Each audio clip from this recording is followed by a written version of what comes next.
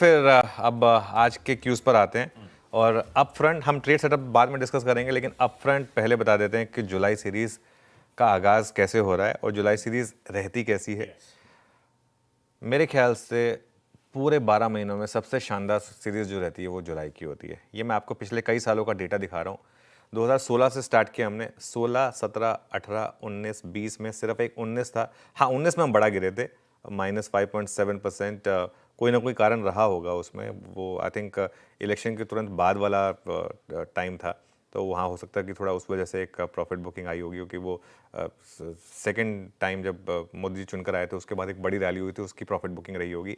2020 में 7.5%, 21 में प्लस थे, 22 में 7% प्लस थे, 23 में 3.6%, 24 में 1.5%। क्या कह रहा है ये डेटा आपको आशीष? सिर्फ एक सीरीज से नेगेटिव, बाकी सारी की सारी पॉजिटिव। 10 में से 8 सीरीज़ जो हैं वो पॉजिटिव रही हैं और 11 में से 9 सीरीज़ पॉजिटिव रही हैं। बेसिकली 90% का स्ट्राइक रेट है यहाँ पर।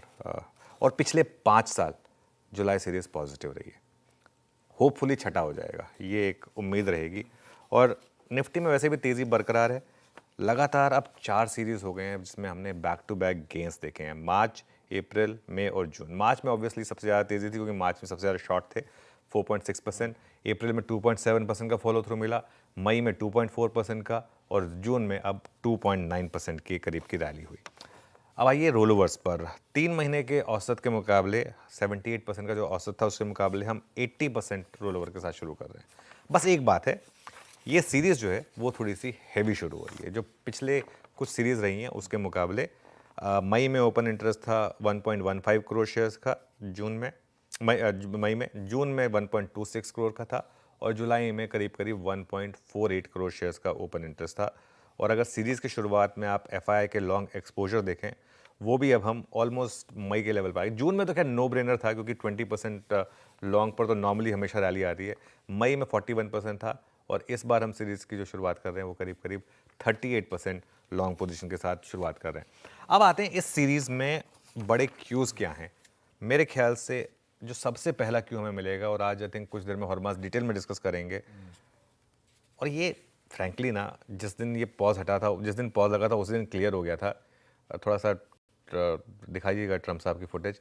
90 डे का ये जो पॉज है ना, ये इसकी डेडलाइन आगे बढ़ सकती है। व्हाइट हाउस ने कल क्या कहा? व्हाइट हाउस ने कहा कि ये कोई सैक्रोसैंक्ट डेडलाइन नहीं है, ये मतलब इसमें टाइम लग जाता है। तो वो बेसिकली पॉज लग चुका है, उस हिसाब से इम्पॉर्टेंट है। उसके अलावा Q1 का अर्निंग सीज़न, और जो ये थोड़ा बड़े में बनाना चाहिए था ग्राफिक। जो टैरिफ पर बात करने के लिए जो यूएस में भारतीय पैनल गया ना, ये बहुत बड़ा क्यू है हमारे लिए, क्योंकि ये कई मुद्दों पर बात करेगा। अभी व्हाइट हाउस की तरफ से भी बयान आ रहा है कि ये बातचीत हो रही है इस पर, भारत के साथ ट्रेड डील पर, और जल्दी डील हो जाएगी।